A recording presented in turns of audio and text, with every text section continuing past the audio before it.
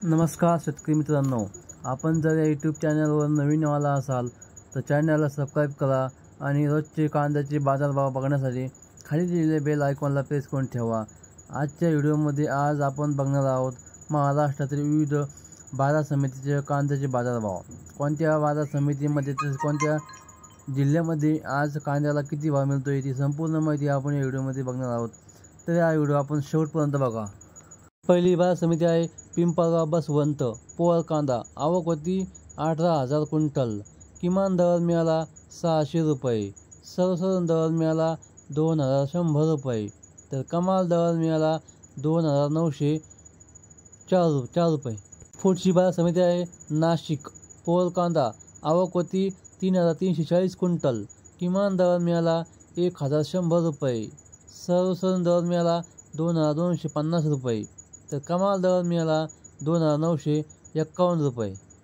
पुढची बाजार समिती आहे पुणे पिंपरी। लोकल कांदा आवक होती 7 क्विंटल। किमान दर मिळाला 1,500 रुपये। सर्वसाधारण दर मिळाला 2,250 रुपये। तर कमाल दर मिळाला 3,000 रुपये।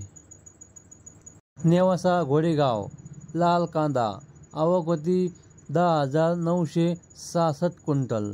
किमान दर मिळाला 1,000 रुपये। सर्वसाधारण दर मिळाला 2,500 रुपये। तर कमाल दर मिळाला 2,800 रुपये। पुढची बाजार समिती आहे मनमाड लाल कांदा आवक होती 6,000 क्विंटल। किमान दर मिळाला 400 रुपये। सर्वसाधारण दर मिळाला 2,100 रुपये। तर कमाल दर मिळाला 2,476 रुपये।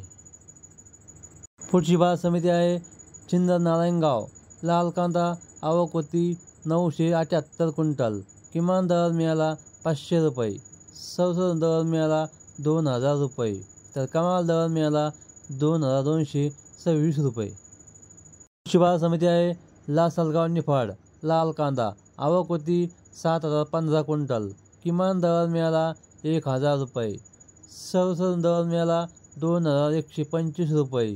तर कमाल दर मिळाला 2,351 रुपये।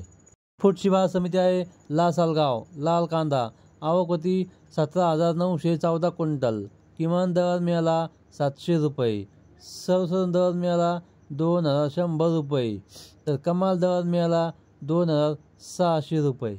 पुढची बाजार समिती आहे सोलापूर आवक होती 27,069 क्विंटल। किमान दर मिळाला 200 रुपये। सर्वसाधारण दर मिळाला 1,600 रुपये। तर कमाल दर मिळाला 3,500 रुपये।